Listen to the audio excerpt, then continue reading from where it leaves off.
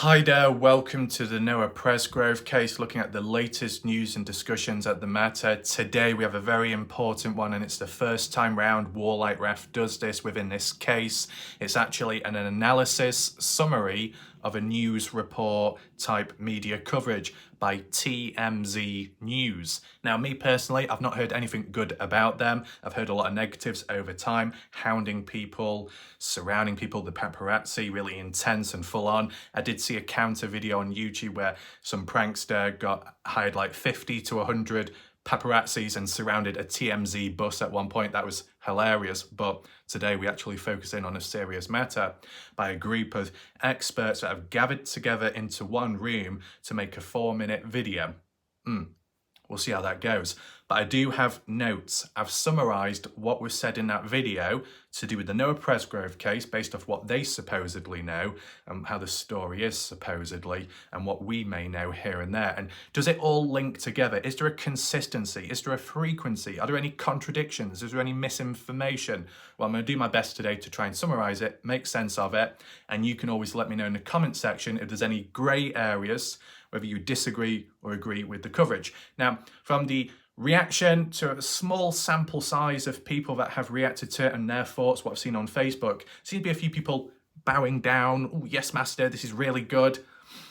You know, if you think about it, there are many people in one room, experts in different fields, former LAPD detective, forensic guy or so, some podcast experts. So they've all got knowledge on different cases and in different areas and fields, and they can all combine that together into this case, Noah Presgrove, because it's been so deep and wide. You need a wide range of perspectives and expertise. And yet it's a 4-minute video. Doesn't that seem a bit too short for the amount of people in that room? Wouldn't it have been better if it was a bit longer? Granted, you can say it's short and snappy, straight to the point, something which may not be the case with my videos, but the importance is with my videos, I do look at it a lot deeper and I do pick up on things no one else will at time. And, you know, a single word can change history. A single photo can reveal a lot within it and tell a story. And maybe that's what's not fitted in the brief with this video. But nevertheless, let's begin with the first line that was mentioned in the video by the presenter, I think. I'm not sure his name. It wasn't mentioned. A person with a beard said that it's a weird crime and that Noah ended up naked.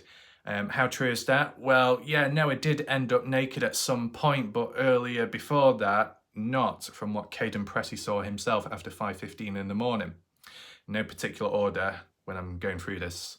I'm just going to respond back to each point and what I know of.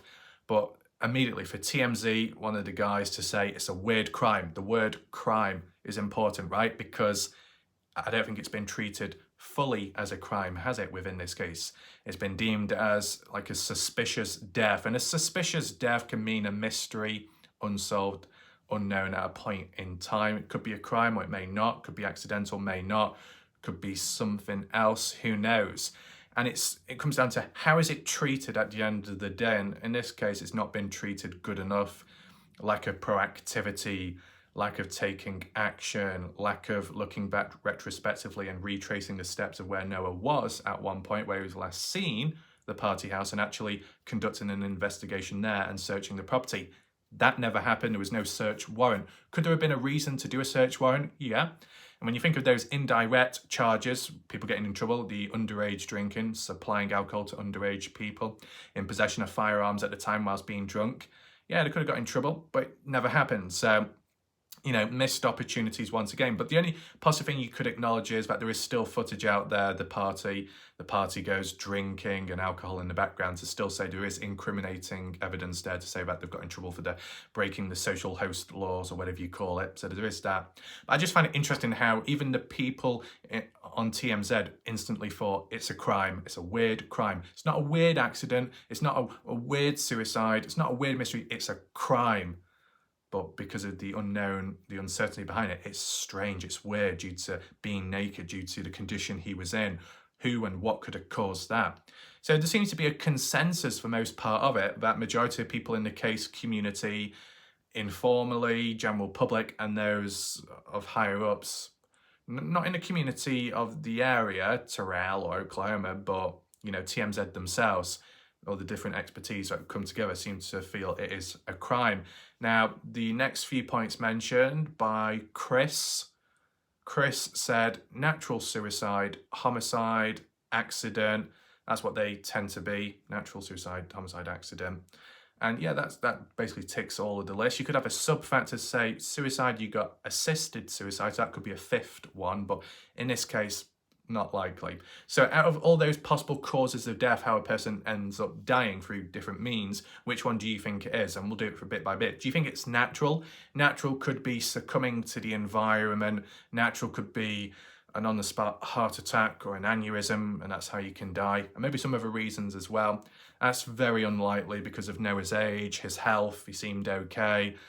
Some kind of athlete into wrestling, American wrestling, so there shouldn't have been any room for concern there. Natural, could that be caused by drinking too much alcohol poisoning? But from the looks of it, you know, if you've drunk before to an extent, you've been okay and you've done it again, why would there be a sudden problem? Now, was Noah a heavy drinker? Not that I'm aware of, but drunk enough to get drunk at times.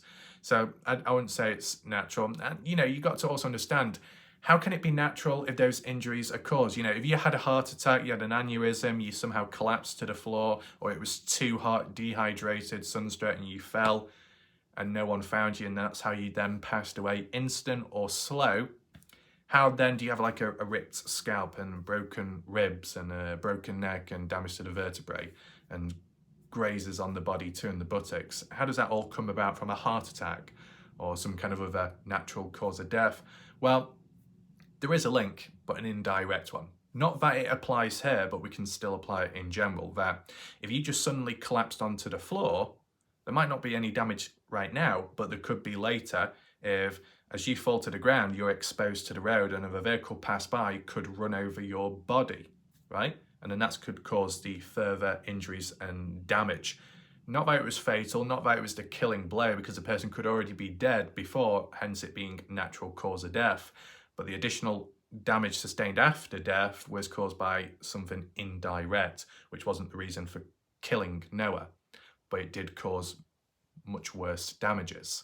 Now, just as a very small question to anyone out there, because you can always leave it down below in the comment section, just like all of your thoughts and questions, you leave it down below. But my question to you is, if a person passed away due to natural causes, okay, the body within the health succumbing to an environment, and then if a person was to drive past, unknown at the time, let's say it was very dark, and you ran over a body, but you didn't know at the time and there was no indication of that, and then later police came in and then found the body looking much worse for wear than what it actually was when the person died, does anyone get in trouble or not?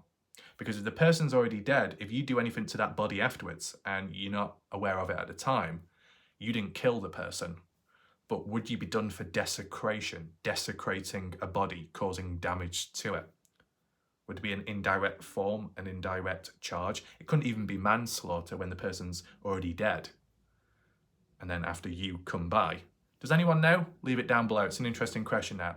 So yeah, within the Noah Presgrove case, you could naturally die and then somehow a vehicle could pass by and cause injury sustained to you. And does that link in with any of the little points made in the community about, oh, this person said they were driving along at a certain time at night time or morning time or a bit later, ran over something, thought it was a cardboard box or a pig, didn't think much of it? Could that have been Noah's body? Unlikely, because on the basis, in my opinion, that Noah was walking down the highway north, okay, leaving the party house. You go down the street and then you turn left, you're on the left-hand side of the highway with traffic approaching you, coming at you as they would be going south down towards Terrell. You tend to be walking towards oncoming traffic so they can see you, you can see them. But of course, if it's early hours of the morning or nighttime where there's no street lamps, they're not going to see you, really. Last minute, last second, they might, and you could be off to the side, but depending if the truck or vehicle is going off a bit direction, it could still hit you, strike you, and it could be a shock surprise to them. But I'm just basing it off, if Noah was walking down that way on the correct side, trying to get back to his place of living, which is 42 miles away, and take in mind, that seems hard to believe, but if he did try reaching out to people at the party to be driven back, and everybody turned him down. What other bloody option did he have, right? And if he really wanted to leave, or he needed to leave because he felt there was tension or trouble or that argument and it could have escalated, he just wanted to get away. And then whilst walking down, somehow natural cause of death on the spot. But in terms of the autopsy report, there wasn't anything mentioned there to suggest natural causes, right? It said undetermined, suspicious death. So it's likely not natural. But you understand how it follows that you walking along, somehow natural causes, you do pass away, you do fall to the ground near to the road, and if a vehicle did pass by, it could run over your body. But would that explain all the injuries caused to Noah's body just by a vehicle running over him? Probably not to that extent, unless he was run over multiple times by different people. You get run over once, cause damage there, the body could spin about or move about slightly, and then get hit again, and then get caused to be flicked to the side a bit more into the fetal position. It's probably still unlikely, okay? But I just wanted to present to you how natural cause of death could still tie with Noah, and how it could indirectly then follow on with that extreme brutal injuries. I hope people understand that, okay? The suicide aspect, you could argue and say there's no need for Noah to commit suicide, and really where he was found, and providing that was the spot, because if it was anywhere else then it would just be pure foul play, right? Because he would have been moved from point A to point B. But if it was along the same line as walking down a highway, making his way back, suicide. So he decides to walk 1 mile down and think, nah, I've had enough, I'll just walk out in front of the road and then get hit by a vehicle. But surely the impact, the sound, visually seeing it with the lights in front of someone stood there, someone would have called in, reported it by now, and that never happened. So that kind of rules that out. And once again, the injuries sustained to Noah's body probably wouldn't explain all of that. And the lack of injuries to the legs, no broken bones down there, no broken femur bone, no broken hip bones. And tends to be when you're involved in maybe a hit and run or just some kind of traffic accident, hit by a car, there will be damage sustained to the legs, because when a vehicle makes contact with your body, it tends to be the lower part first, unless the exception was it was like a truck where it could hit the stomach area and basically like all the way down. So it'd be equal damage possibly all over. So suicide, very unlikely. Assisted suicide, very unlikely. Okay? Homicide or accident. Well, in terms of an accident, that branches off in many different other ways, of course, because, you know, one of the original points was could have been hit by a vehicle and people panicked and left him there or moved him elsewhere to stage it like a hit and run, but someone else being responsible, but it being unknown as to who directly, that being an accident. Other accidents consisted of people suggesting in the community that that ATV accident, or more so incident, where there was no damage caused to the vehicle, nor Noah, nor the people who were in the passenger seats, that was actually a cover-up for something that actually did happen, and that was the thing that caused the death of Noah, and then that's what followed with the shower being washed down. But I don't think that's the case either, in my opinion at least. Any other forms of accidents, a beating, some kind of attack gone too far, but that's not really an accident. I mean, you can argue and say it's an accident. They didn't mean to kill Noah, they just meant to inflict a bit of damage, but it's still bad enough. So it does come along the line of a form of homicide due to the injuries sustained, how they were sustained and where they were sustained, and the brutality behind it. And the reactions from people within the case, threatening behaviour, hinting at suggesting that if we were responsible, we would have done a better job at disposing of that body. You just don't say that in a case like Stevie Howard said, and by claiming someone else like you're next, as if you're going to die next. And then the likes of, what is it, Donna Bond being silenced and court orders, was it protection order or something to do with post made online, and then claims of it being deleted and her getting in trouble, and that's filed by Carter Combs. Yet there was party goers that supposedly deleted Snapchat posts and videos and media and factory resets, but that's okay. That, but what Donna Bond, whatever happened with her, oh, bad, bad, bad. But what about the people at the party who may have done bad themselves? Why does that get ignored? Why is it one-sided? It seems like double standards, right? So it seems like some people within a case have an agenda against the outsiders, the those in the community of Noah Presgrove. Possibly to an extent people that have an agenda against me when 10 of my videos to do with the Noah Presgrove case were silenced, which ranged from looking at Stevie Howard to Caleb Jack Newton and even the autopsy report, which was just about Noah. But someone was triggered by it, someone didn't like it, someone was trying to silence me and it didn't work. False reports made. YouTube did a background check and said I am absolutely perfect and done nothing wrong, as to be expected, all under control there. But what isn't under control is people's mentalities, their behaviour within, how they act out at times. You know, accident wouldn't need to hide anything. Accident wouldn't need to be threatening, but that's what's happened. Accident where you'd have a consistent story if you're all in on it together, not in on it in a suspicious way, but present at the time, communicating with one another, cooperation, understanding, and yet that's lacking. So it does follow in with the before and after, the after attitudes, the after reactions from people, or more so the lack of them from some. Homicide is likely on the table and top of the list. Even the likes of Caden Pressey, an actual party goer and witness up to a certain point, has been attacked, has been gaslighted by others from the party or those parents and those connected of the party goers. It's not a good look, is it? You're all together and you all can, yeah, there are people attacking like pack of wolves, or as that article said elsewhere, pack of gorillas, which sounds a bit silly, but I don't know, do people shave or not? Who knows, I wouldn't know. So yeah, you know, just 2 points mentioned already, but I want to go into it deep, okay? The video was 4 minutes long.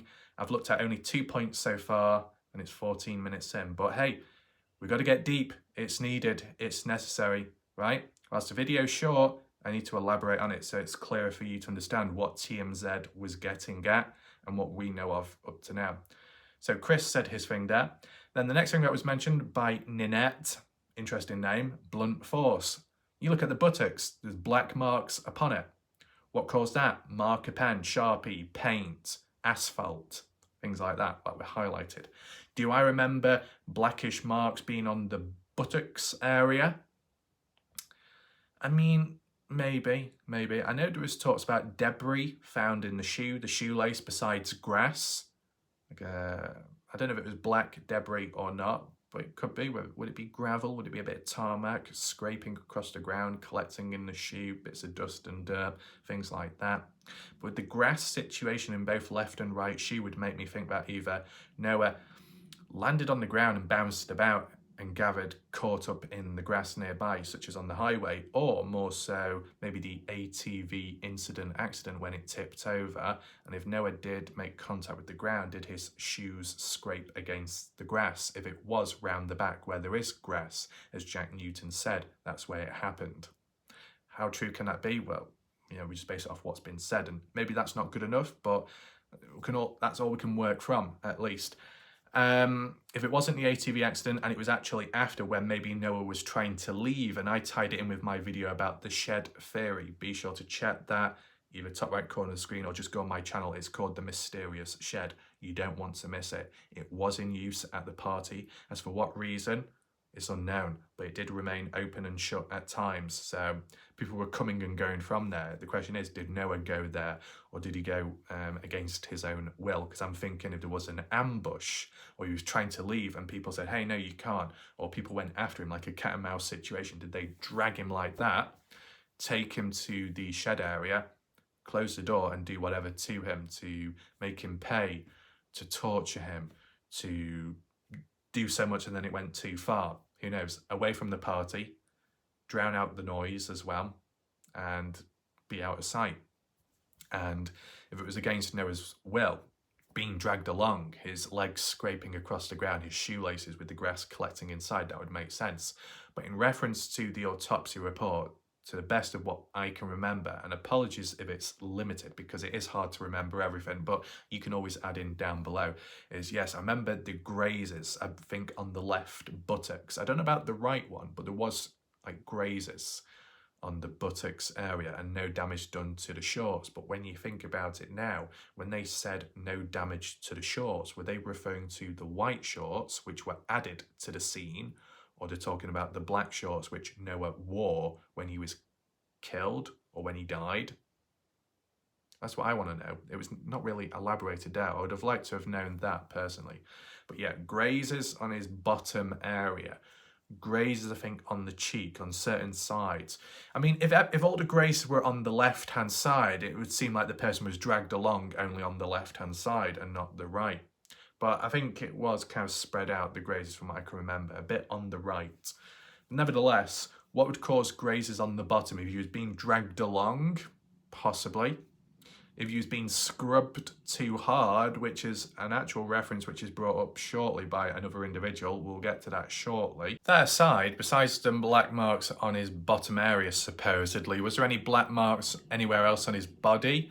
I mean, I don't think the autopsy report mentioned it, but on the shoulder, back shoulder blade, the left one, I think, he had like some kind of black mark, scribble, skid mark or graze, and it was black. Similar colour to what was on his bottom area supposedly. Was it the same exact thing? Yes, no, maybe. Some people suggested, I mean, first of all, the context of where did it show up? Well, supposedly Sunday night, okay? Saturday night, there was party footage of him in his khaki beige shorts, from what most people have said in recent time to clear things up. Is it 100% true? Not quite, but close enough, I would say.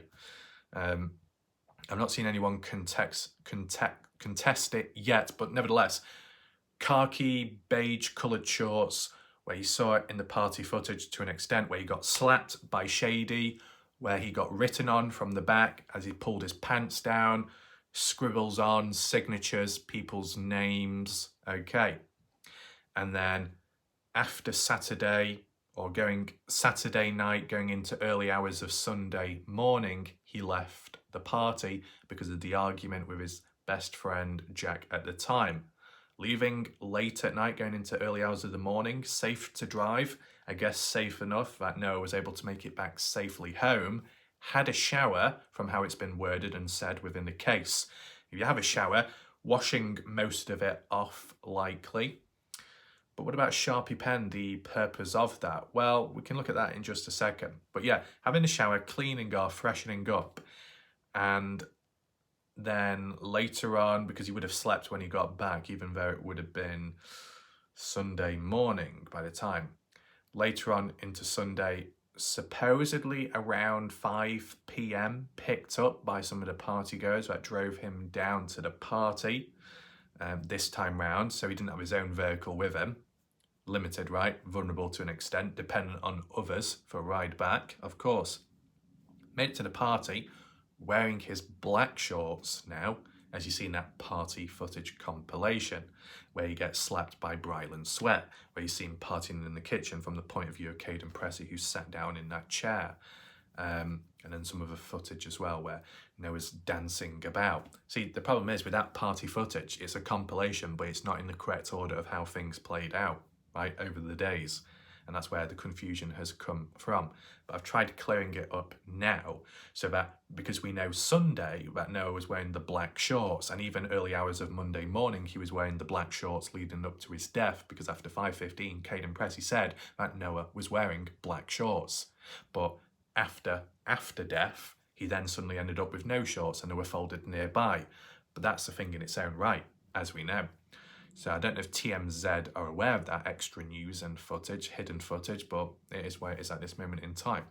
So with Sunday, Noah wearing the black shorts, what does his body look like? Mainly clean. Did we see any writing on him? No, only that black mark on the top of his left shoulder blade. So if he was able to scrub the other stuff off, and people are suggesting that what's on the left shoulder blade is a Sharpie marking, a Sharpie signature of one of the party goers, how come that didn't get scrubbed off easily enough, okay? Did some of the party goers after that point, after the death of Noah, thought, shit, we better get rid of that marking, because if it's a signature, that signature could trace back to one of us, and then we could be questioned. But at the end of the day, you shouldn't have anything to hide, because if that marker, if that writing, a name, a reference was done a day or two before Noah's death, then why does it really matter? Why do you have to desperately get rid of that marking, right? You know, you could get a passerby, some random stranger that decides to write on your shirt, likely with consent, let's just put it like that. And then that person walks away, the other one does, and then the one that's got the writing on the shirt ends up being killed by someone else or dying. You're going to say that, oh, we'll trace back that person's name and then assume that that person's responsible, but there wouldn't be enough evidence, would there? And that other person wouldn't be thinking, oh shit, I best go back to that body and then wipe it off because I don't want anyone to know that it's me. But if it's not you to begin with, then why do you need to wipe it off? When you start getting involved, when you weren't in the first place, you start incriminating yourself. So you're not doing yourself any favours. And that's why I couldn't understand why would people do that in this case if it was just simply an accident. But yeah, and what I also want to get at is, what else could have caused that black mark on his shoulder on the left hand side? Was it kind of similar with what Ninette was referring to on the bottom area? Was it a marker pen, or more so, as the other guy said, was it asphalt, a graze? Was it rubber? Okay, like a black colour, a black substance, burning rubber, you can get black marks there. Dark asphalt, you can get black marks there, along with grazes and cuts too. I can visualize it. I've seen it with humans, even on the backs, along graze and blackness, and maybe the odd little bit of indentation of grain and dirt and the odd little stone or chipping to an extent, depending on how bad the injury is. So I can visualize that, of course. Rubber though, rubber making contact with a person's body, would that link to the ATV when it tipped over and somehow got caught near the wheel or run over and it left a mark behind? I mean, it can happen, but would it have left a more prominent print though? In fact, what we actually saw on Noah's shoulder blade on the left around the back, it wasn't a true tyre mark, but if it was at an angle or it was just part, and it wasn't the full wheel that made contact, it was like the edge of the tyre. That's probably why there might be a lack of print, but there is a form of friction demonstrated on the person's body. Now, I don't think it was mentioned really that much in the autopsy. It was more about other parts of the body. Now, correct me if I'm wrong, it's just from my memory. But, if you've got black marks on your bottom, and not from going to the toilet, okay, but you got black marks on your bottom, you got black marks on your shoulder, is this all linked to a Sharpie pen? Or is it linked to maybe injuries sustained in the death or the outcome of Noah, or before that with the ATV accident incident? I wonder. And if those black marks were caused by either the death or that incident, separate things, is that which follows with the grass as well, collecting in the shoes as well? One thing led to another, possibly. Now, if the bottom area was linked to the shoulder area for the Sharpie marker pens, I mean, could have been washed off. And at least from how it has been worded in the community, that Noah did wash off when he got back home, when he left Saturday or got back Sunday early morning. So he would have had a shower, he would have washed off. Now, as for a marker pen, also known as a Sharpie, I don't know if Sharpie is a brand, I don't know if that's an American term or reference, but at least in the UK, we call it marker pens, permanent markers. Now, are they literally permanent forever, for life? No.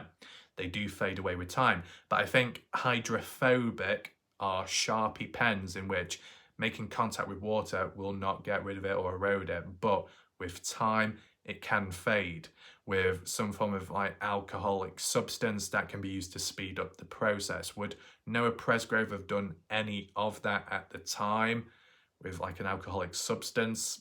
I don't know. Could Noah have scrubbed the markers off himself? Possibly. I mean, sometimes I've had marker pens, I've got the odd bit on me, and if you wash it off quickly, you can get away with it. But I guess in the case with Noah Presgrove, if it happened Saturday, from Saturday till Monday at least, he had a couple of days at least for the marker to wear off naturally. With a bit of washing in between, wear and tear, it would speed up the process just a little bit, okay? But as well, the longer you leave it, it will dry and it will remain a bit longer. So like how I said, if I had a marker pen on me right now and I washed it off as soon as possible, most of it would come off, or a fair portion would. If I didn't and I left it hours later, maybe 10 minutes later, probably be too late by then, and then it will remain.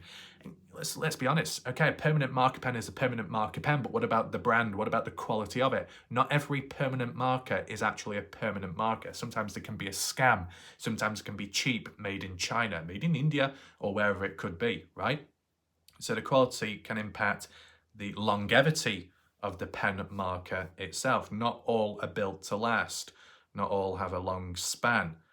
Some could be faulty products. Got to take that into consideration too.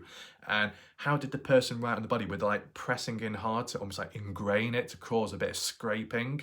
I mean, a pen tends to be soft, doesn't it? Unless you were using a biro, which isn't the case here, but a biro tends to be a bit more rougher, doesn't it? And you jab it in a bit, it could cause a bit of indentation, but that doesn't seem to be the case here. We're not talking about a quill or some kind of ink pen where it's got like a sharp tip where it scrapes across paper. None of that. We're talking about a Sharpie marker with a soft top, but permanent to leave a mark to a certain length of time. So when Noah had the marker, it would have been Saturday night then, because it was night time. He was wearing his khaki beige shorts, pulled them down to an extent. Avery Combs and another girl wrote on his back, lower back area, onto the bottom area for most part of it. What did they write? I'm not too sure. I think it was mainly like a signature or writing. Was there any footage of them writing up here on the shoulder? No. So whilst people can say, well, it's just a marker pen, did we actually see any marker on his shoulder though at any point of the party? Because the only time when it seemed to show up is when he had his back facing the camera when he was confronting Brylan Sweat on Sunday night, right? When Noah asked to be slapped, and you saw the mark when he turned around on the left of his shoulder. Was that the marker Sharpie pen as well? Well, if it was, and yet what we saw, the lower back area and a bit lower down, wasn't there on Sunday, then, but because it was done on Saturday, and Noah had a wash early morning Sunday when he got back to his own house, maybe he was able to wash the other stuff off. But why couldn't he wash this off if it was a marker? Is it because you can't reach? It's harder to reach round the back.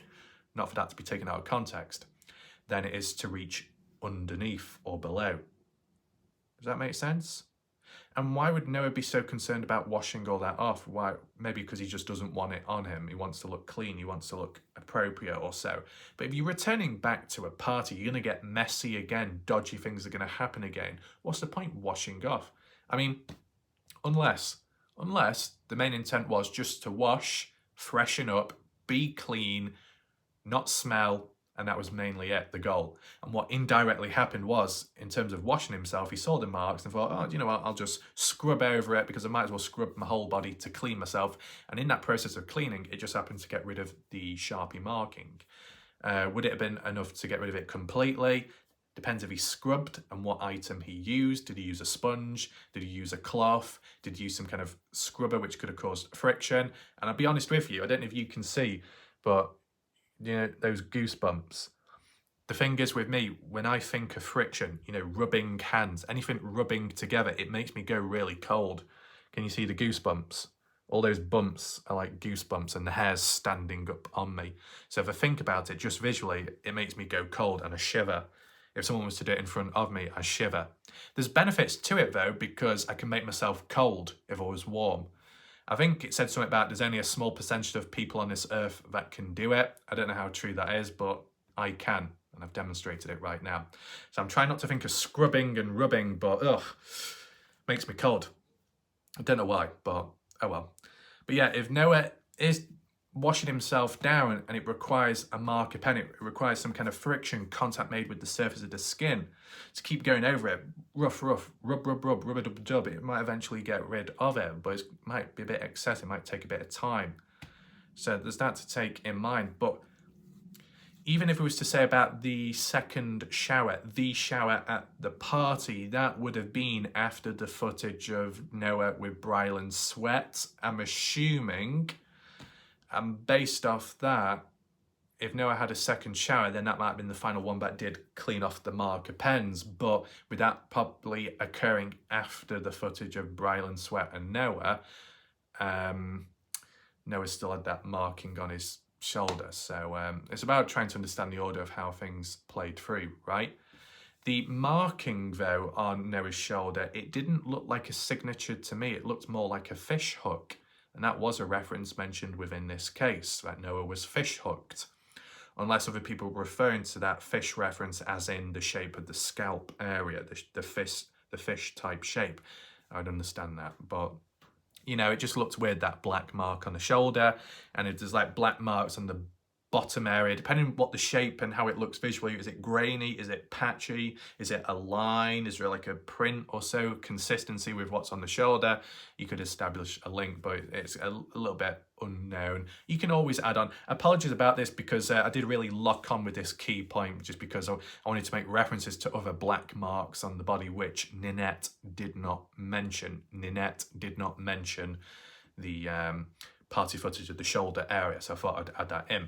Could it be asphalt? Yeah, maybe. Now, let's move on to what Mara had to say when adding on about marks, possibly. The talk about a Sharpie pen. We already mentioned it before, Sharpie permanent marker. Mara said the Sharpie, to clean that off, would need scrubbing, not just a simple wash. So if that was to be applied to the shower situation at the party, it couldn't have been just a normal shower. It would have had to have been scrubbed off with a bit of force, which somehow could tie in with the maybe cleaning of evidence of Noah Presgrove. And then Silas, some guy, Silas added in by saying, oh, so you mean washed extensively? So cleaning a dead body, possibly, cleaning of evidence.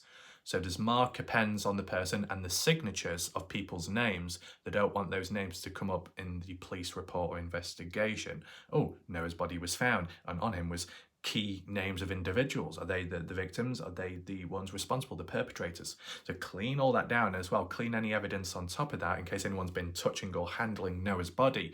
Because from taking Noah, alive or not, indirect or direct to the murder, before or after, taking his body to the shower, depending on how many people actually escorted him there and actually washed him down, if Noah was incapable to wash himself, dead or alive, incapacitated, drunk, or just pure dead, there'd be a lot of touch-based DNA, fingerprints all over, washing him, scrubbing him, unless people were wearing gloves. And would people do that?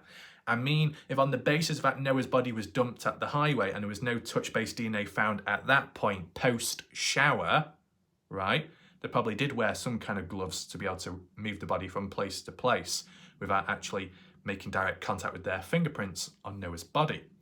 But just to dial it back a little bit before we go too far off the mark, no pun intended, when it comes to Mara, she seems to be assuming the link that the Sharpie pens and the lack of it being present at the scene of Noah's body after is all tied to that one shower at the party. And this is where the confusion comes on in, right?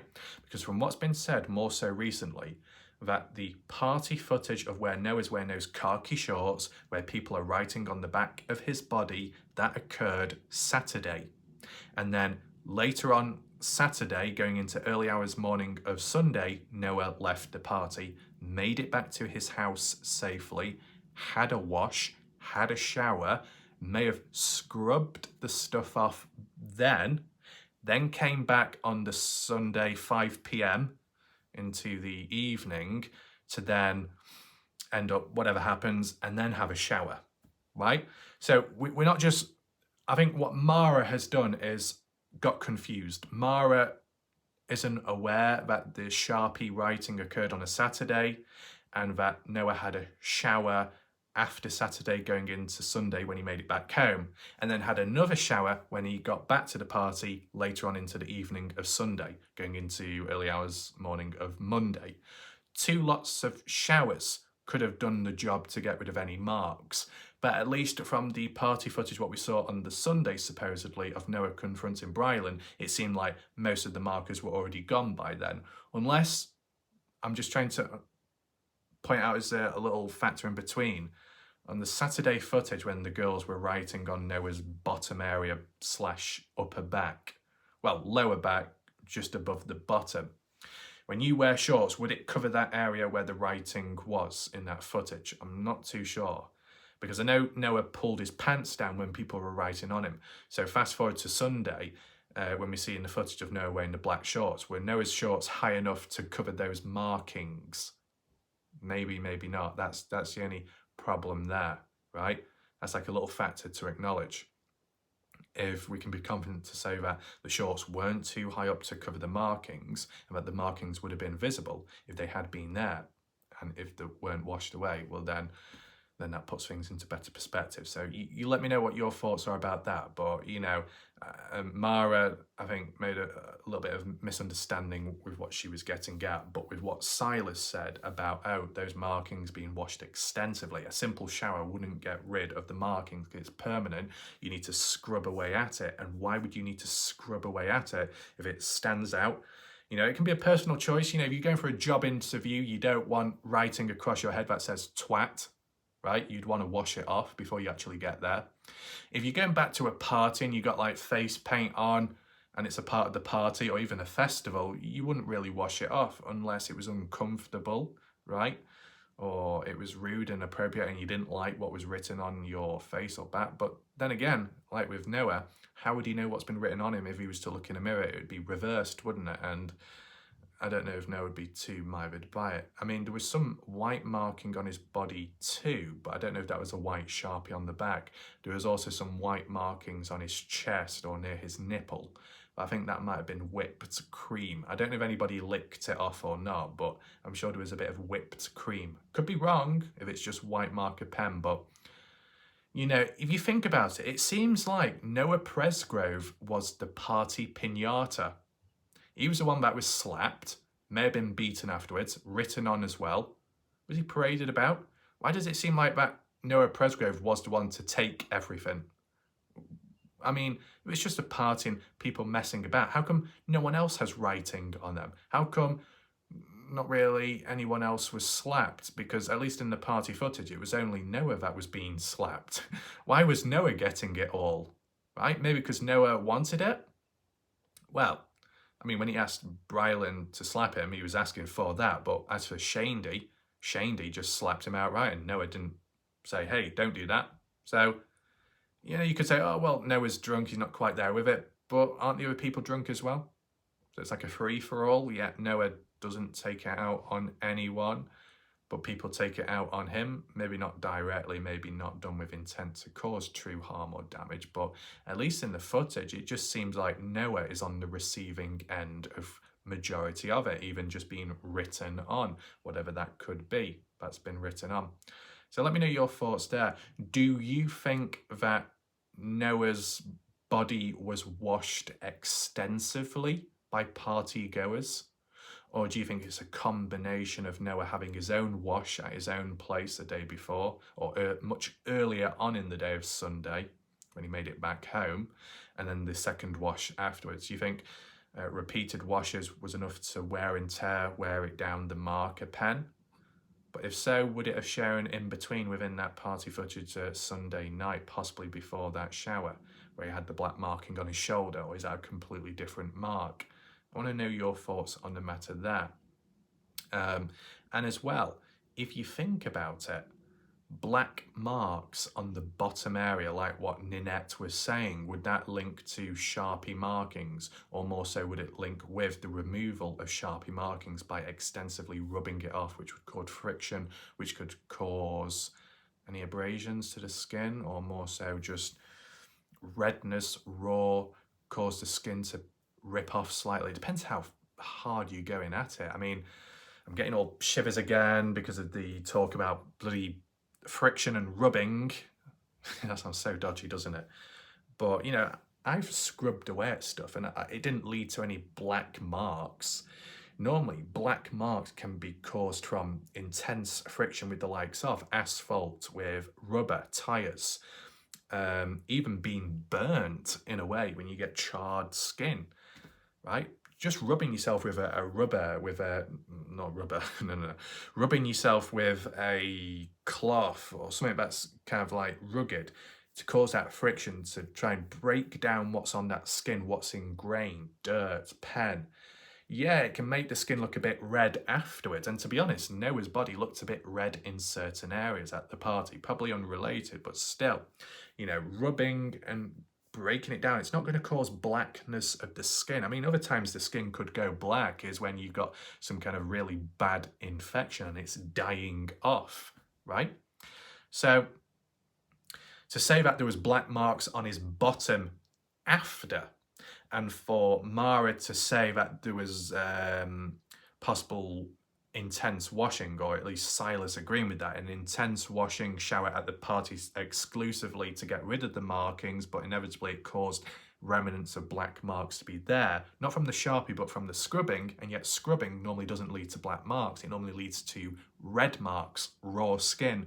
It wouldn't exactly correlate, meaning that the black marks on his bottom when he was found at the scene on the highway were caused by something else. Could be asphalt, could be friction to other contact made on ground, on surface, on object, which then could make me think that maybe it's the same applies to the shoulder area. There we go. Finally, managed to understand it a little bit better just there. Let's move on. Next thing, mentioned by a guy called Jordan, says, friends involved. I think friends are involved, and because of the details of what I've heard of, it feels messy. But if friends were involved, and with all the details that have come out, it feels messy. Messy ties in with younger people because they're not fully responsible, they don't have the full responsibilities. They may not take full accountability. They're still young, making mistakes, being reckless, being a bit dirty, not tidying up after themselves, being a bit reckless, causing a bit of damage or mess. The details of the case, what the details of Noah's body, how Noah's body appears, looks messy, or just the other parts in the case. Jordan didn't really expand on what he was saying there. It was kind of limited. To say that friends are involved, that's what he thinks. Okay. I mean, there's other people in the community that think that the friends are involved in some way or another. Based off the details being messy, the term messy, is that a description to link to the friends because of the age they are and them being teenagers, adults, young adults, and still being messy and reckless. But messy and reckless in how? Disposing of the body, acting how they did at the party, the damage sustained to Noah's body, Jordan didn't explain. So it's kind of open for interpretation there. Honestly, in a way, because you could say the LE don't help in the matter at all, and the ME didn't help either with leaving the body out for like 10-13 hours, Monday onwards to into the evening. Yes, there are outer forces as well, but in terms of how this case has gone, I just want to ask you, in any other situation, if everything played out the way it did, but the police were competent and not supposedly corrupt, and there was no conflict of interest either, and that the ME showed up quicker and wasn't dodgy either. So if the inner forces, the inner people, the party goes, how it unfolded with Noah Presgrove, the timestamps, the inconsistent stories, the threatening behaviour online, if everything like that remained the same, but the authorities were much better in dealing with the case, would it have been solved by now? Yes or no? Okay?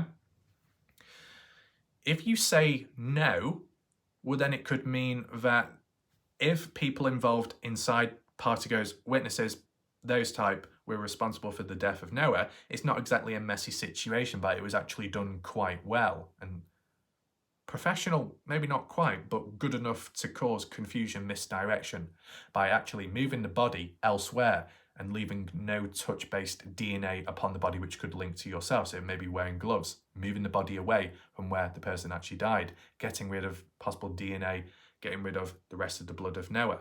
Because none of that has been found, has it?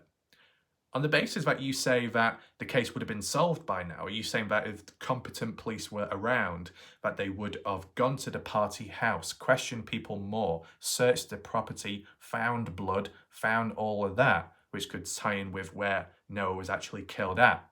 Is that what you think? I just want to know your thoughts, because depending if it's a yes or no, if it's a no, then it would actually go against what Jordan says with his opinion, saying that, you know, with all the details, it feels messy, and friends being involved, they can be messy. It's not exactly a professional job, but it must have been done good enough for this case to last this long and not for a resolve to come out. You get what I'm saying? It's kind of like when you look at James Brenner and the Dylan Rounds case. James Brenner, fat, lazy, health issues, a drunkard at the time, still managed to hide Dylan's body for over 2 years, and it would still remain that till now if it wasn't for Brenner himself doing that plea deal and speaking out and showing authorities where he buried Dylan. Because over time, even though the LE were incompetent and didn't use dogs immediately, didn't use drones properly, or never at all, right? But Candice Cooley, her resources, Justin Rounds, The private groups coming on in, the proper cadaver canine dogs being used, successful in finding stuff, but not Dylan's body. Full spectral drones which would check for soil disturbance, 360 degrees, aerial view, looking at everything in sight, looking over the grain shed property and around multiple times, going towards the pond multiple times, different forms of equipment, and yet not one person, even despite searching over and over again, was able to find that one spot where Dylan Brown's body was buried at, a shallow grave just on the outside of the grain shed property line, next to the fence line, next to the south or west gate, which would be going towards the grain shed or going away to the pond. Just nearby to that, after all that searching, after all that equipment, they couldn't find the body, and that they had to rely on Brenner in the end to reveal the location. So close but so far away, and it still took that long that a fat, lazy, out-of-shape person could dispose of Dylan Brown's body and get away with it for so long, and if it wasn't for that plea deal, he would still have gotten away with it till now. It still would have been charged to an extent, I'm guessing, but in terms of that full justice, the full charges, that would have been pending, wouldn't it? And after all the other people searching, the 500 strong people hand in hand searching grid squares, and none of them, despite all that equipment, high-end equipment, could not locate Dylan's body. Flat ground, open and sparse, and a fat, out-of-shape old individual was somewhat successful. Right? Based off that, with incompetent LE or not, it dragged out so long, and it was quite a long mystery, and it turned out to be somewhat basic and simple, right? But you couldn't think like that at the time of when it was all going on. So is there any comparisons there to be made with the Noah Presgrove case, in which, in this occasion, you got more people at hand, more people maybe responsible, more people of assistance that could help cover things up or help move a body instead of just one guy, in the Dylan Brown's case, or two guys who are out of shape, such as Don Hatley's friend. With the Noah Presgrove case, younger people, more fitter, more healthier than the likes of Brenner, who was 58. These are, 17, 18, 19-year-olds, maybe the odd 20-year-old here and there. More capable of doing more proactive. Though, the difference being Brenner, drunk or sober at the time when he disposed of Dylan, not too sure. Partygoers in Noah Presgrove case, drunk to an extent. Would they have sobered up once they possibly killed Noah Presgrove, or others heard the news about that? Maybe shocking news or a shocking outcome if they didn't intend to directly kill Noah, only issue a beating could have sobered them up. But still, whether they're drunk or not, they were able, based off a murder situation and based off supposedly on the theory partygoers being responsible, or certain ones, of a fit, healthy age, being able to actively move the body, possibly to stage it like it happened elsewhere and it was caused by other things. No touch-based DNA along the way, maybe wearing gloves, thinking ahead. If before or after a shower did take place at the party, if evidence was washed down, thinking ahead. In between 3 in the morning to 3:15, although that might have been before the death of Noah, still deleting posts and Snapchats and factory resetting, trying to clean up after themselves. Dropping the body at the highway. If any of them then decided to reach out to any contacts because of family members or friends who work in the departments, the authority, the LE, locally, volunteer firefighter, Bob Wilcox, and those people like that, maybe the partygoers or some couldn't do everything by themselves, but they had the brains and the mindset to say, right, let's get this person and call in a favour so then they can help tie up with the other loose ends, possibly, or delay other stuff. Making use of your resources, making use of your contacts to evade detection, to evade blame, to shift the narrative, to cause misdirection, and being able to do it for this long as well. They're not as dumb as you think, right? And even if stories don't quite add up and there's inconsistencies and there's a bit of misdirection, it's a complete mess online from when some of the key people are within, or those connected with the key people within then reach out online and then show their true colours and make themselves look worse than what they previously were, or really show what they're really like and how they could have been like at the party, or their attitudes towards hearing about the death of Noah and then assisting in somehow covering it up. Nevertheless, with that all happening, it didn't exactly lead to anything else, did it? Whilst we ourselves can witness the bad eggs and the dodgy people show themselves up, they're not doing themselves any favours, but at the same time, are they doing any favours for the investigation? Don't know. What about the FBI? That's silent. Unless there's things silently going on in the background, maybe there is positives there in growth, in developments. But what I'm trying to get at is, if we're talking about it being a messy situation, yes, it is a messy situation, but how Noah was disposed of, possibly, if he was disposed of, to try and treat it like something else, cause a different type of death, or for it to be perceived as a different type of death.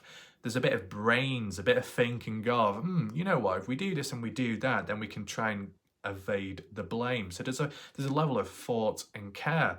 And to compare it with James Brenner, who's just a lazy individual who doesn't put much effort in at all, he managed successfully to evade for a couple of years, then, you know, the same could apply here with the Noah Presgrove case. So that's my counterpoint there to Jordan.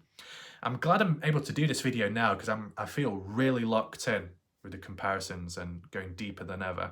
The next point mentioned is by Mara once again, and quoted, talking about a slap fight, no ill intent. So that's to do with the footage of Shandy slapping Noah and even Brylan Sweat slapping Noah. In that case, as I said, Noah was asking to be slapped by the likes of Brylan. He even grabbed Brylan's hand and said, come on, hit me, right? He kept demanding it.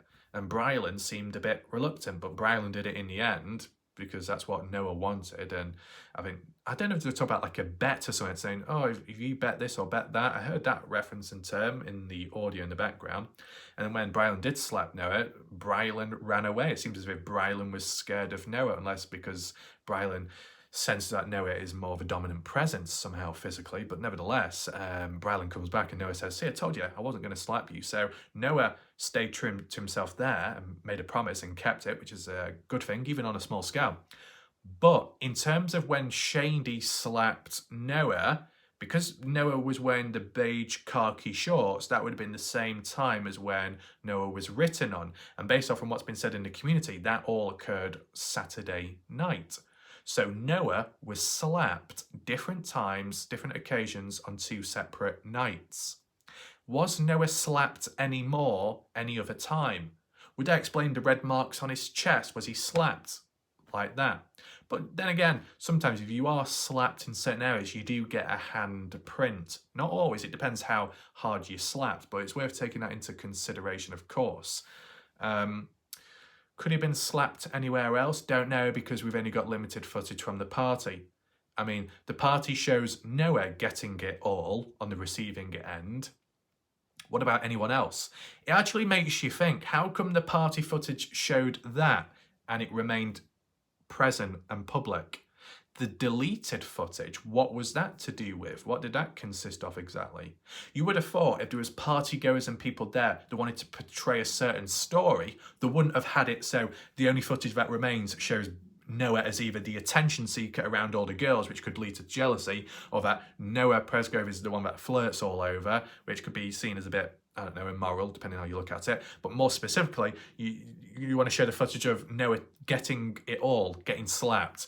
Not abused, not like hurt, but you know, if you see Noah getting attacked but no ill intent, but then you find out he's dead afterwards, you think, what, the same people that slapped him there are the same people that finished him off afterwards? It's like the party goes to try and tell a narrative or story, they'd be trying to make Noah look as innocent as possible, or at least erase most of that, of Noah getting slapped, and actually show other people being on the receiving end of stuff. Just so there's balance. Because that footage seems to make it look one-sided and it's only Noah on the receiving end. And considering he ended up dead afterwards, it's not a good look, is it? You'd want to create a full picture. And for people to delete possibly other footage, what was that footage consisting of? Worse, which Noah was on the receiving end of, or other people getting attacked or slapped. But if other people were getting slapped or kissed or licked, whatever, you thought you would want to include that in this party footage to tell a full story so it's not all centered around Noah. Because most of that footage showed Noah in each scene. What was that all about? Why is it so selective? What about the other people? There's many other people at the party, and yet it just kept revolving around Noah. That's what's interesting.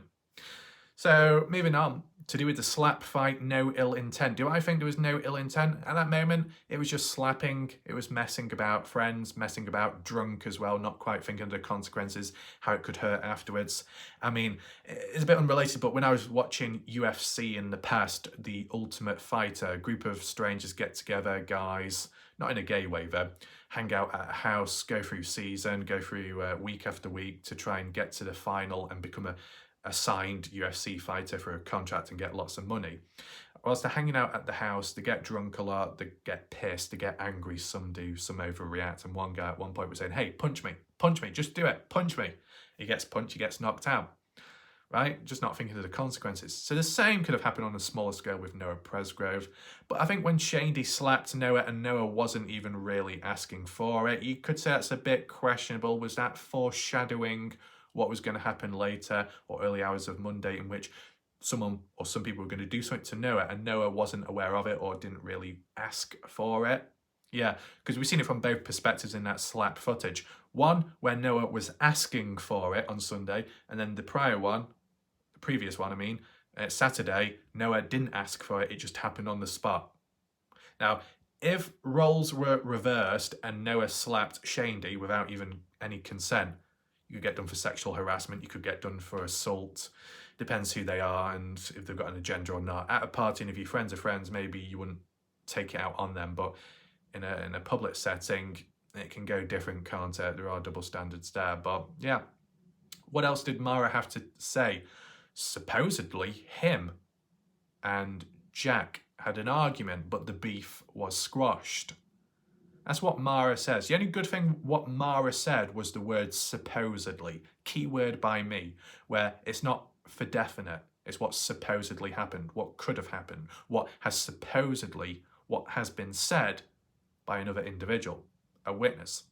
And that being, I'm assuming, Jack himself, because I'm sure on Facebook, a repost, text message, one of those screenshots of Jack and someone else, Jack mentioned about, oh yeah, we had an argument, but we settled it out. We hugged one another and cried. I remember that reference and I thought, the hell's going on here? So it's like the scene of the Titanic. Did he open his arms out and hug him from behind or something and say, I love you? Yeah, I don't know, unless that was Jack portraying his side of the story when it wasn't exactly like that. But I think it's heavily underestimated what Mara said here. Okay, so it's a bit disappointing, but then again, there's a bit of a pattern with Mara and not fully understanding the situation. But, you know, if she's only looked at the case for a short bit of time or looked at certain elements, you're not going to know everything, so understandably. But yeah, to say that him and Jack, so Noah Presgrove and Jack Newton, best friends together, had an argument at the party, but the beef was squashed, resolved. That's what Jack said in a text message from what we've seen here and there. Would Noah say the same thing? Maybe not. And it wasn't just a argument, it was arguments with an S. Now, one of the other party goers may or may not have been a witness, but there at the time, Stephanie Millan, I'm assuming a sister to Jasmine Millan. Stephanie Millan, what did she do? What did she say in a text conversation with a stranger online when asking questions? Stephanie said, no, there was no beef with Noah. Noah had no beef with anyone. It was all okay. Well, that's a different story. That seems a bit of a contradiction from what Jack said himself. Seems to be the case that Jack does acknowledge there was a bit of a disagreement and an argument, but it wasn't that serious, it wasn't that deep, and it was resolved. But maybe Jack is doing that thing of diminishing it, reducing, minimizing. That's what humans do at times when they're responsible for something, or when they're caught up in something, or they just want to downplay, kind of divert focus from the actual importance behind it by saying, oh, it's not a big deal, it doesn't really mean anything, it was resolved anyway, let's focus elsewhere now, come on, let's move away. Why are we doing some kind of deflection? Control yourself, breathe, right? So to return back to that argument between Noah Presgrove and Jack, what was it really to do with girl trouble, girls, people at the party?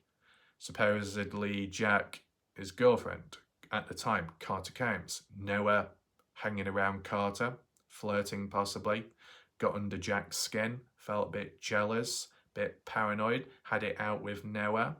And if it wasn't that directly Carter, other girls at the party. That happened Saturday. And from the looks of it, Saturday night. Noah, Jack, argument over girls. Bad enough for Noah to leave, right? So there was beef. I hate that word. It's cringy. I don't like that word. Does it make me hungry? No. Did I have beef last night? Yes. Is it relevant? No. So, in terms of Saturday at the party, which would have been the 2nd, I think the 2nd of September, right? Girl trouble, girl issues, jealousy, whatever. Noah leaves. So you've got to understand the importance behind it, because you're at a party, you're supposed to be having fun, you're hanging out with friends, you're hanging out with a range of people, you have one falling out with one person. Why should that ruin your whole experience of the party, the time of it? Why not just continue on having fun and hanging out with other people and put aside that one disagreement with that one person? If it's bad enough though, maybe that's why you would leave. So there is probably some significance behind it, despite what Mara says about it being supposedly squashed. It wasn't though, because history repeated itself. Because after Saturday, going into Sunday morning when Noah made it back home, the only possible reason as to why maybe Noah left the party Saturday night, because of that argument, wasn't directly all because of the argument itself, but also because of the time it was getting on. I need to get home anyway. This just gives me a reason to leave earlier or leave now because of this BS, this pettiness. I'm off. But nevertheless, Noah leaves, makes it back home. Sunday, I'm assuming before 5 p.m, Jack at the party, I'm assuming that's where he's at the time, Jack calls Noah back to the party. Almost like apologising without, I guess, saying sorry, because I don't remember hearing a sorry being mentioned. So you could say the beef was squashed there, okay? They settled their differences. Hey, come on back down. Let's have a party. Let's hang out once again. Start a fresh page. I suppose that's what happens, because Noah is willing enough to head on down and be transported down by other partygoers this time round, and not driving down himself because his vehicle had an oil leak, supposedly. Was that caused at the party a form of foul play there, tampering with the vehicle or not? That is a side theory, factor, mystery, which we'll have to get to at a later point, to ensure that when the next day comes, when Jack is like, yeah, come on back here, but we'll pick you up, or someone else will pick you up, so that they could trap him at the party, because at any point if Noah wanted to leave, he would have no vehicle to leave in. And it just so happened that Sunday night going into early Monday morning, there was yet another argument. Did it happen after the shower? I think. Did it happen after Noah wanted to sleep in one of the girls' beds, such as Carter Combs? I guess. And if Jack heard about that, that could be directly what triggered the second argument, right?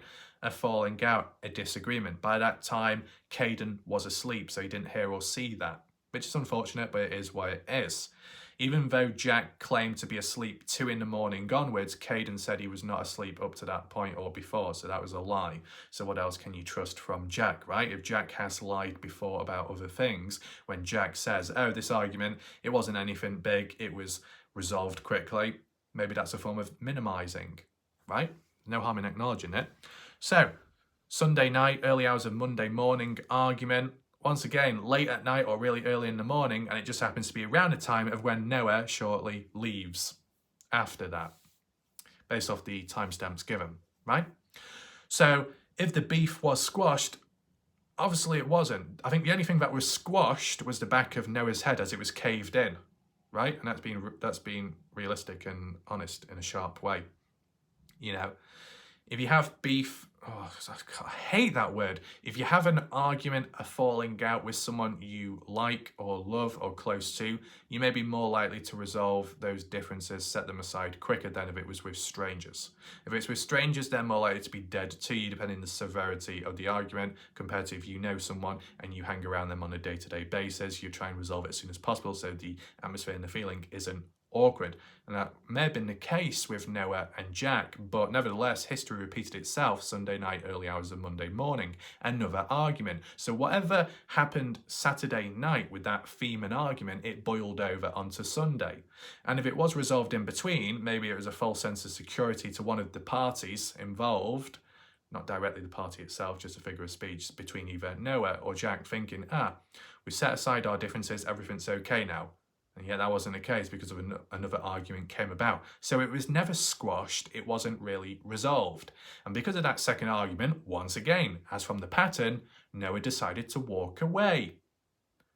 What is it about constantly walking away? Some people would internalise walking away as a symbolism of not standing your ground and being a coward. But in other terms, it can be a symbolism of being smart and intelligent, not wasting your time around certain types of humans that they're not going to understand, but they're stupid enough to try and drop you down to the same intelligence as them as you become more dumb. There's no point bothering that route because they'll still outplay you, because with their dumbness and idiocracy, they've got more experience there than you do because you're of a higher intelligence. So the easiest thing you can do is just simply walk away.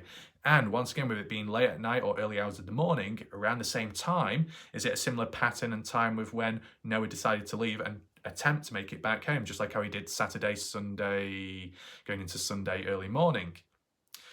Isn't it weird how on two separate occasions over the weekend, argument followed by leaving really late or early hours of the morning, followed by it happening again? It's like, not a specific time, but it seems like a bit of a pattern. Why does an argument have to occur at this time and then happen again the next time, and then both result in Noah leaving? Obviously, it's not exactly good. It doesn't sound exactly, it sounds a little bit toxic, the friendship, constantly going at one another, having an argument and then it being patched and then suddenly all coming uncracked, unglued again a day or two later. It's just not a good look. It's not healthy. So I think there's more to it.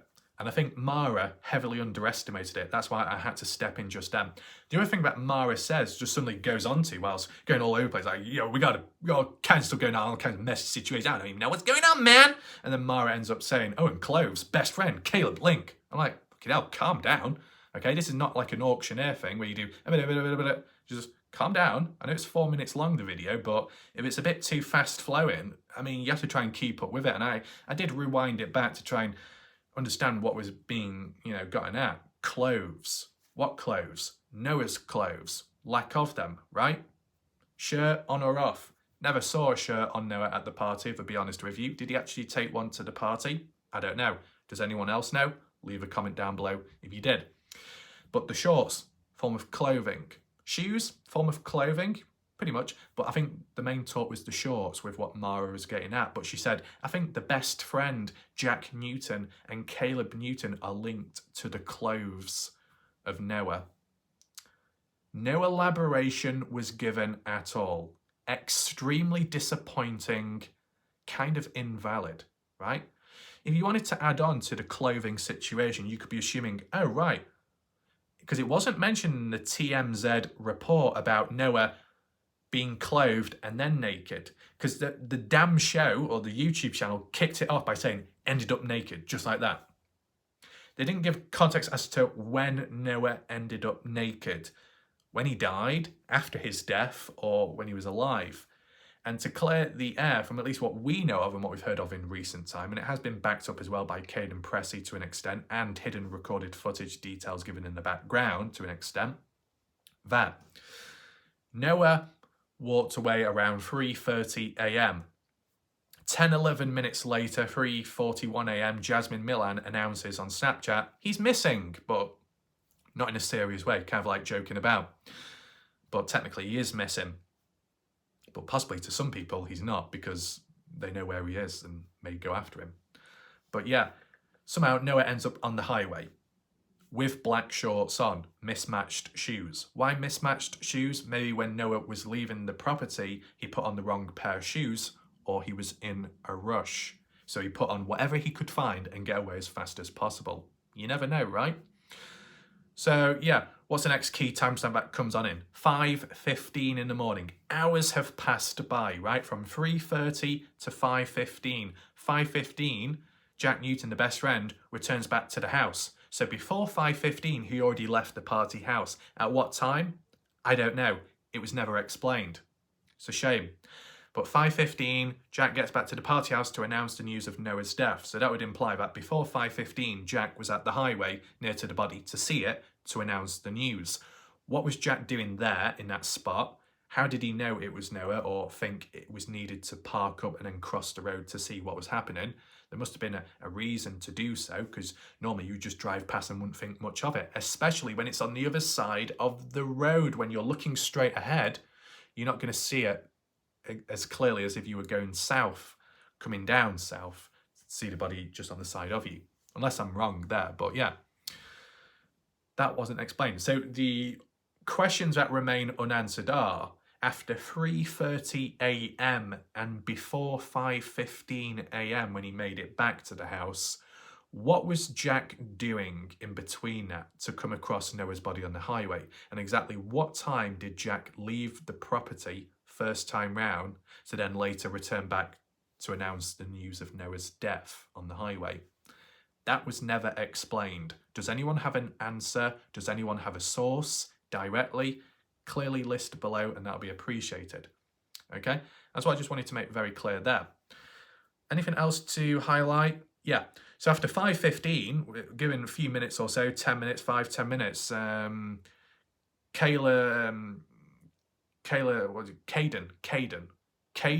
Pressy, a friend of Noah Presgrove, a party girl at the time, decided to, have a look at the scene, go down to the highway to check what was going on, right? As you might, if you're worried or concerned.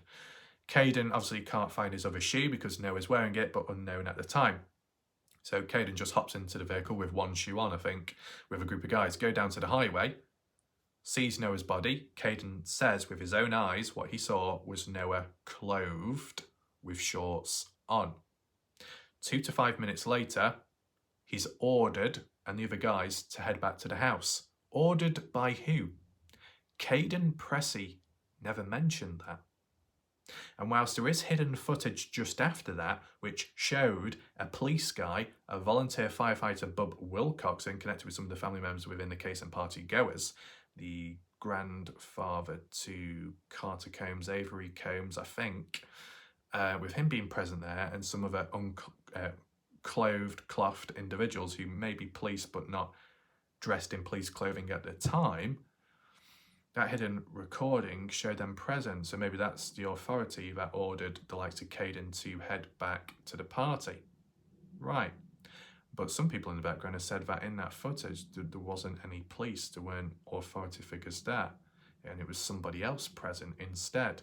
Well, if it was someone else present there instead, there would have had to have been of authority in order for Caden to leave the area. Because if it was just a random human that said, hey, Caden, you need to back off, and Caden could be like, and who are you speaking? You're just a general public person. You can't tell me what to do. So there must have been some authority at the scene at 5:15 onwards for Caden to be ordered to leave and for Caden to follow those orders, right? Surely. You don't just take orders from a random human out there who has no power or authority over you. You only follow orders when you're supposed to, when you have to, when you've got no choice. Because if you don't follow them, there'll be punishment. So that's what I'm thinking. But nevertheless, Caden said he saw Noah clothed.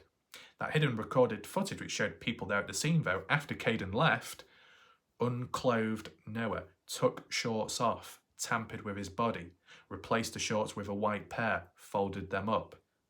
Where did the black shorts go? I don't know. I can't remember. But yeah, shouldn't have been touched, shouldn't have been handled, not at all. Tampering with the body. Caden Pressy, in his official statement, did add on saying the body has been tampered with. And before I heard about this hidden recording some weeks ago, I thought, right, Caden says he saw Noah in black shorts, and then he says the body was tampered with, but where's the proof? Well, when we saw that official autopsy report, what was stated in the autopsy was Noah's body was found naked with white shorts folded nearby. And obviously Noah couldn't have folded those shorts because he would have been dead. So someone else would have been responsible, which is foul play itself. A normal person wouldn't do that regardless, right? You come across a person's body, you'll report it in as soon as possible, for the most part of it. Unless you are physically unable to for certain exceptions. But nevertheless, right? What Caden said, black shorts, that's what Noah was wearing. The medical examiner's report, the autopsy report stated Noah did not have any shorts on and there was a white pair nearby. One's black, one's white. One says he was clothed, the other one says he was naked. Who's correct? Both can be true based off different times of when they saw what they saw. And it's what happened in between it all that made the difference, the change, a form of misdirection, a form of tampering with the body. And there's that hidden recorded footage in the background, which has been passed on to the FBI. Details suggest that someone was responsible for tampering with the body and taking the shorts off. Does TMZ mention any of that? No. Does Mara mention that? No. Right? Is there any reference where you could link what Mara says about the best friend of Noah Presgrove, or the father of the father of Jack Newton, Caleb Newton, being involved in this hidden recorded footage of tampering with the body or moving stuff about? Well, if really that was the case, why would Caden be ordered to leave the place with his group of guys? Why would he be ordered to go back to the house, but someone like Jack or Caleb would be allowed to stay at the scene? Surely anyone there who's part of the public would be ordered to go back to the house unless you were first on scene in the first place. And in terms of person being first on scene, it's been labelled that Tyler Hardy, a random truck driver passing on by, was first on scene, but he wasn't. He was the first to report it unofficially to the Highway Patrol and police, yes, but that was at 5:53. Jack Newton, best friend to Noah, already knew at 5:15 about the death of his friend Noah and where he was found. But at no point did Jack call the police, from how it's been said, unless Jack unofficially called the police or authorities, but not the normal ones, the ones he's connected with or know well friends with, right? So that when Caden got down there, ordered by the police guy or whoever to head back, but the likes of Jack or Caleb, anyone else present there, could be like, no, you can stay here because, you know, you called us, you reached out, you saw the body first, so you need to stick around. By the way, let me just adjust this, let me take the shorts off. Whatever happened in which the body was tampered with, and whoever was truly responsible for that in that hidden footage, they didn't want Caden Pressey to see it. But there was still someone there present to record it, and that person was allowed on the scene. So why were they allowed but not Caden? Interesting. Is it because the person behind the camera, they could be trusted by the ones tampering with the body, but the one behind the camera actually had other things on their mind to double cross them? Ooh, you get what I'm saying? And the only reference to Caleb in terms of the body of Noah Presgrove was what people were saying in the community, that Caleb had Noah's teeth or a tooth in his pocket. But others have said that's misinformation. Some have said that it was actually like a term used that Caleb was about to pick up a tooth, or could have, but didn't. But at what time, though? It wasn't explained, it wasn't elaborated. In terms of Jack Newton, any references there in terms of picking or taking clothing? Not really, no. In terms of Caleb Newton, there was talk about in the community that Caleb got a hold of Noah Presgrove's shirt, cut it up into pieces and gave it out to people like a memento. How bloody random. But how true is it? I've not seen any evidence. So there might be some talk in the community which could be a load of bollocks. And that's unfortunate, but it is what it is. But in terms of what Mara is getting at, clothing of Noah, links to Jack and Caleb, there is absolutely no elaboration. I had to do the work myself to try and explain it and get into the mindset of Mara. Put myself in her shoes, but maybe I wouldn't fit her shoes because I'm a size 11. They're probably a smaller size, but nevertheless, right? I've tried presenting to you possible explanations as to what these people on TMZ, these experts, are trying to get at, right? What else do we have? So we go on to Jamie. Okay, not Jamie as in maybe a viewer on my channel, because I think there was a Jamie somewhere, but Jamie in the TMZ video says about Caleb is sus. Who uses the term sus? That is another cringe term. Have people been playing too much Among Us? Ooh, that's been sus. Add in that cringy sound effect. Oh no, I'm cringing within right now. Sus is short for suspect, suspicious. Just use the full term. It's too cringy. It's like Fortnite degenerative kids using fancy trendy lines, okay? And even though sus isn't exactly an initial, Could you say it's an abbreviation? No, it's just a short, lazy term of saying a word, but still it just sounds degenerative. It's a decline in English language. Just use proper language or normal wording. It's a lot easier. If you say Caleb is sus, it just sounds a little bit informal and not serious. Suspicious. A suspect. So Jamie believes that Caleb is responsible in some way. And there's been people in the community that have been suspicious of Caleb as well. Then adds on about shorts. The shorts from the party that they were folded nearby the body. Could that be a form of remorse? Honouring, showing respect of a person, folding a person's clothes for the final time, even after death. That can be seen as a form of respect. It could be seen as a form of remorse. Folded shorts, leaving it all nicely tucked in and no creases, or else the body is flopped on the ground, completely messy. If you showed remorse to a body, you'd be closing the eyes. You know where you do that when if a person's dead but the eyes are still open, to show respect or maybe a bit of remorse, you might even just close a person's eyes and reposition the body and make sure they're comfortable, put a pillow under the head even though they're already dead. You know, certain things like that can happen. You suddenly care after you've killed the person. You think, oh, maybe I shouldn't have done this. Let me do as best as I can to make this person comfortable in the afterlife, so I feel better about myself and I can show some remorse as well by folding some shorts nearby, freshly folded shorts. But to be honest, if anyone was to show remorse, as another person suggested in the TMZ thing, they could have been the one responsible for killing as well. But at the end of the day, remorse or not, responsible or not, whoever did fold the shorts, it was in that hidden recorded footage, okay, after Caden left. So you make that as you will. And once again, Jamie saying Caleb is sus, but no context, no elaboration given. Don't worry, I'll try and explain it. How could Caleb be suspicious if he's not even there at the time, if he's elsewhere, if he's not in preparation? Because it was at around 5:53 when it was brought up about the fishing trip in the text message, but arguably probably before that, a bit earlier, it was mentioned. Now, does that tie in with near 5:15, that just before 5:15 when Jack was at the highway to come across Noah's body, was that in the process of Jack going to meet Caleb Newton early on in the day for that fishing trip, but ended up getting sidetracked by coming across Noah's body? Maybe, maybe not. Was he taking anyone home? Was he trying to get home first to sleep it off and then wake up later in the morning to then be fresh, ready, fresh-faced, energised to do the fishing with his father?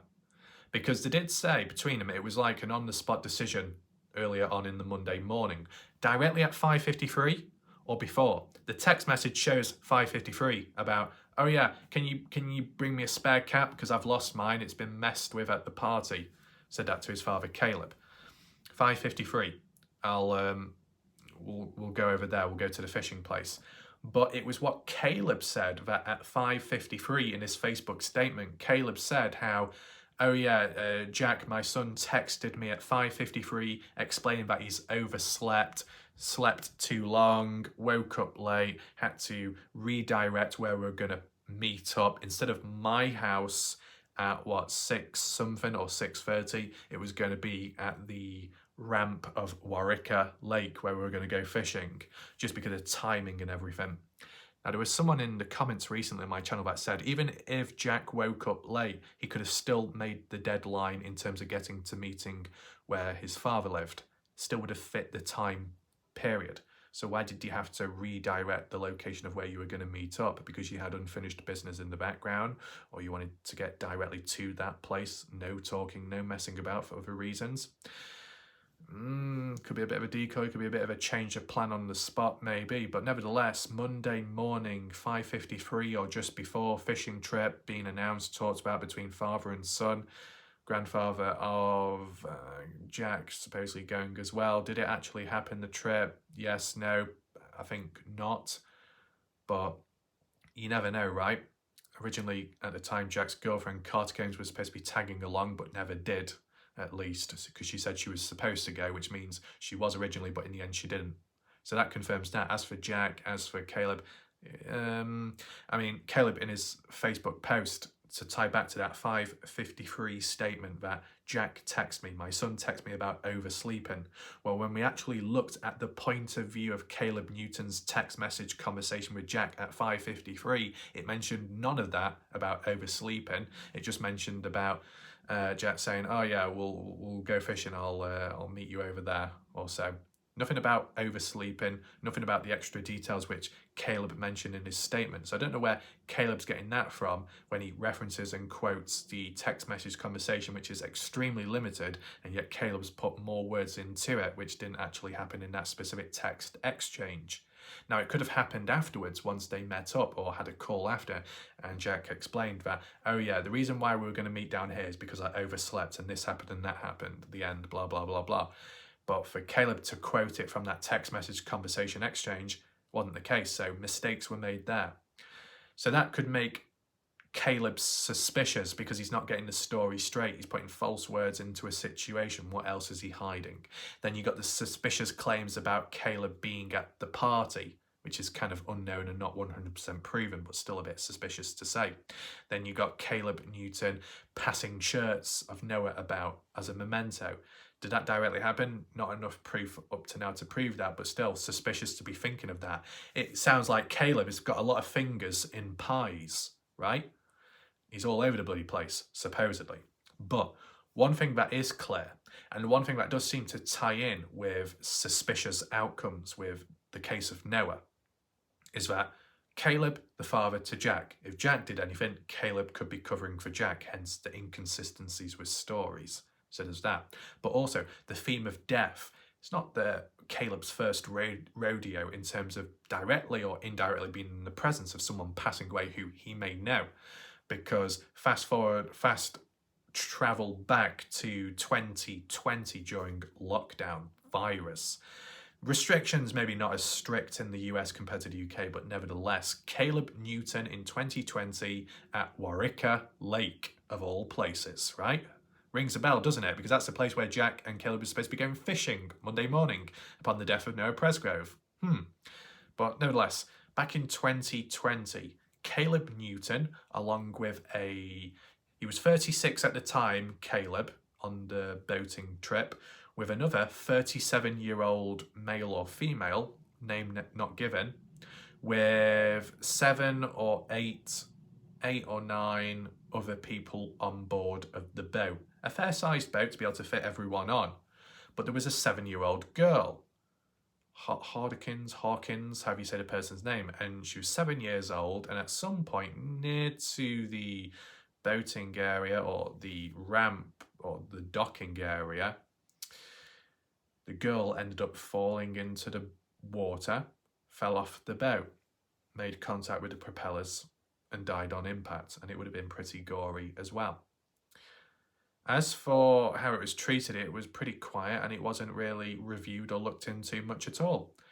The family of that 7-year-old, the victim's family, were actually friends with Caleb and were okay after the death of the 7-year-old because there was like some kind of insurance payout in which the victim's family, the 7-year-old girl's death, received $100,000. And they seemed quite happy with that, despite their daughter being mangled in a propeller boat accident.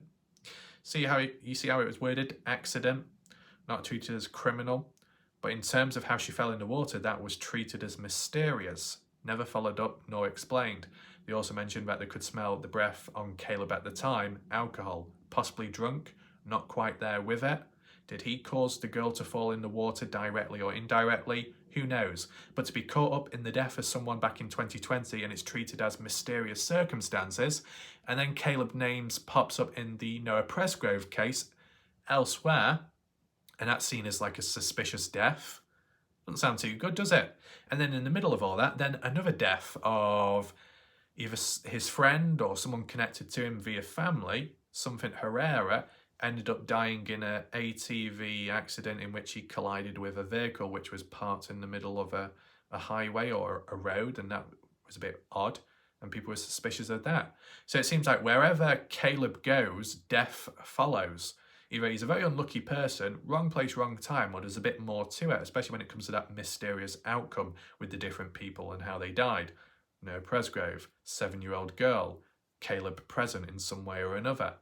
you can't help but think, right? So there is suspicion. There is a bit of concern there. Jamie didn't mention any of that, but I did. Just to put myself in their shoes to try and understand where they were coming from. Because it's okay to say, oh, that person's responsible, that person's strange, that person's odd, but if you can't back it up, it's kind of invalid. You need to back it up, and in TMZ, they did not back it up. Now, granted, my video is probably much longer than a 4-minute one, hence why they could only say so much, but they could have summarised it still, right? Could have done. Nevertheless, what else? Chris steps on in, says, there was a fight club going on earlier the day before. It went wrong. And with the healing injuries as well sustained from that fight club, then after, that's what led to things going too far. By the end of the day, you've got some minor injuries from the day before or whenever caused by whatever, and they weren't that serious and they healed.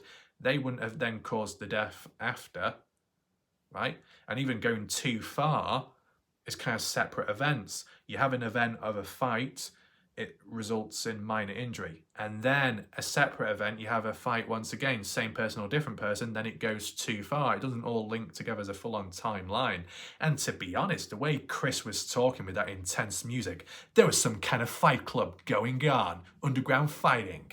I mean, what's this? Yuri Boyka versus Michael J. White again for a second time round. What the hell are we looking at? Undisputed Fighter? Street Fighter? The hell's going on? I mean, I don't think there was a fight club.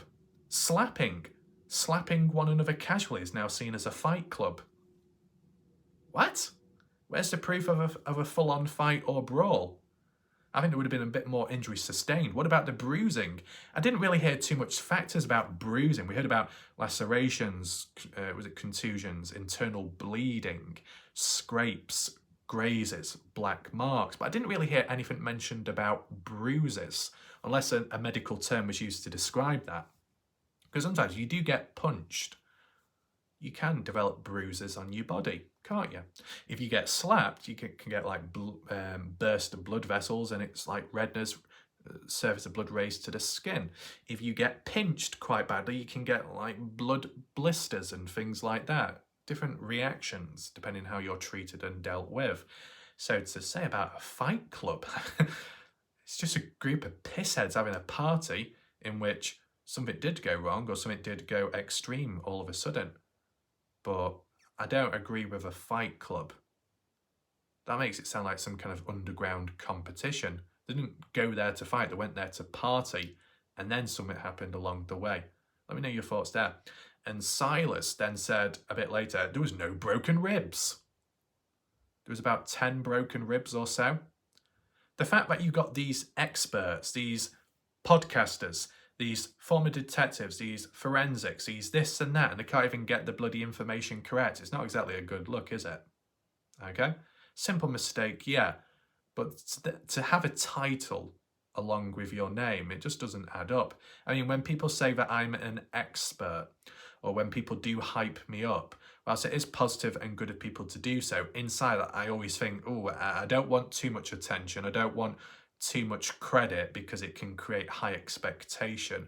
So if I do mess up that high expectation, there'll be more disappointment. You go, I'm saying, I just want to keep it at like a base level that I might do some good, but I'm not always going to be perfect. But in terms of all these so-called experts in one room, I wouldn't say it was expertly done, was it? Mistakes made, missing out information, making claims about people but not backing it up with a story. But someone like me did.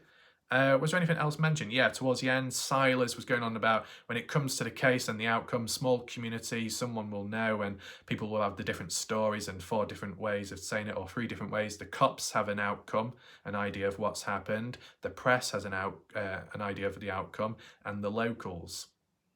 And then the 4th one, which Chris added in, was, and 4th being the truth in the truth of what actually happened. So then that would highlight that the cops and press and locals got it all wrong. But to be honest, if you think about it, the cops could be corrupt. The press from the area could be corrupt. The locals, corrupt, some, yes, others genuine, and others fearing for their life. Some brave enough to actually pass by or question online, right? So I think it, once again, very vague how it was worded there. And it's not just cops, it's not just press, it's not just locals, it'll be people online. They forgot the fourth one being online and then the fifth one being the truth. So it wasn't exactly worded correctly there. See, the way I see it, at the end of the day, right, all these people, detective, professor, forensic, media coverage, analyst, podcast,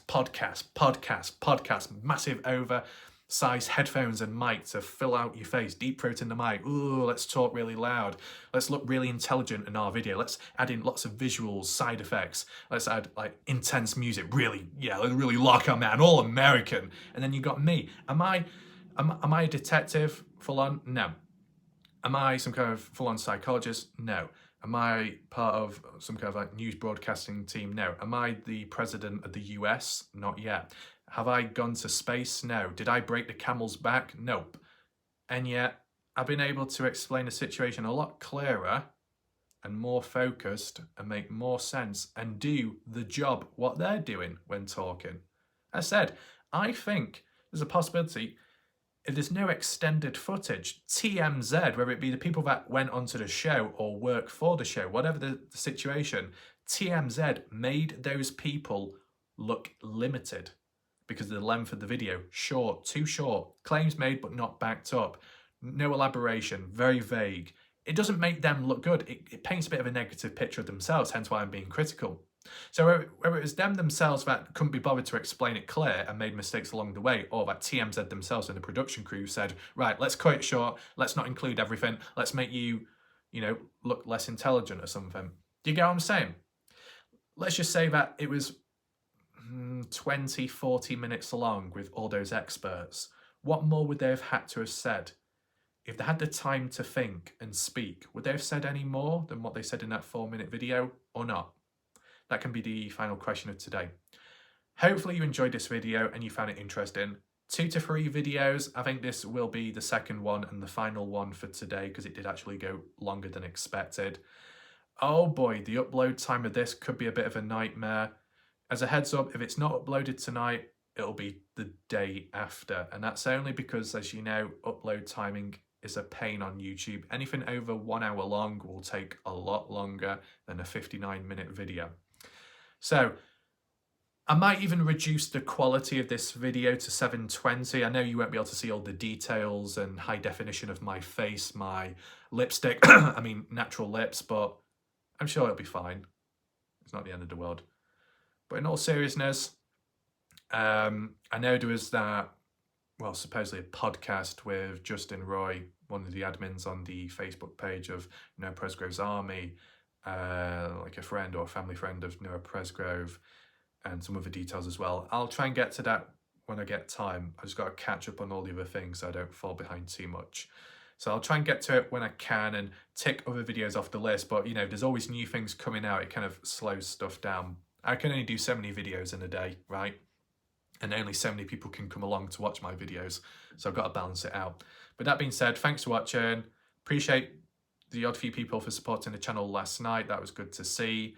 And just as a heads up, in case there's any new people that have come on in, new to my channel or didn't know what's ongoing, basically what I'm doing is, when it comes to people supporting this channel, whether it be the super chats, the super stickers, the memberships, gifted memberships, or even like PayPal, whenever that comes along, accumulatively that can go towards upgrading this channel. So in September onwards, when such as the new iPhone comes out, because I'm already using one right now and it's lasted for many years and it's done really well, to get an upgrade would mean upgrading quality, responsiveness, memory, battery, camera quality and all that, which can obviously give back to YouTube and when making videos. So it's like a full circle. Just wanted to be honest there so you know the projects and the ideas ahead. And of course, shout out to the people already who have supported the channel and possibly onwards. We'll leave it there for now. This was quite long, but it was necessary. I turned a 4-minute video into at least an hour. But that's only because the people in that video did not elaborate. And when people do come along to watch it, they're not going to know the full picture. That's why I had to step in right now. I've done this in the Dylan Rouse case. I've got extensive experience. I did have notes, don't worry, but the amount of writing on here does not match up with the amount of stuff that I said in this video, okay? It's just little bullet points. And I do that because whether it be word for word or it needs to be clear as to what they're saying, I need to relay it here just so it's accurate, and then I can add on. With that being said, let's leave it there for now. You can take a sleep, a rest if you want. Thanks for watching. I'll see you later. Be sure to catch up on my previous videos where the eye symbol is and the playlist. And if you do want to leave comments, leave them down below. It does help with spreading awareness of this video and the case. Down below is a pinned comment by me with some additional links if you do want to support this channel. And if you want to spread awareness of this video further to help the growth and the awareness, feel free to hit the like button, the thumbs up, and the share button, and we'll see what happens from this, okay? Hopefully I wasn't too negative or critical of that TMZ thing, but I was just trying to be realistic and honest. So goodbye for now. I'll see you later.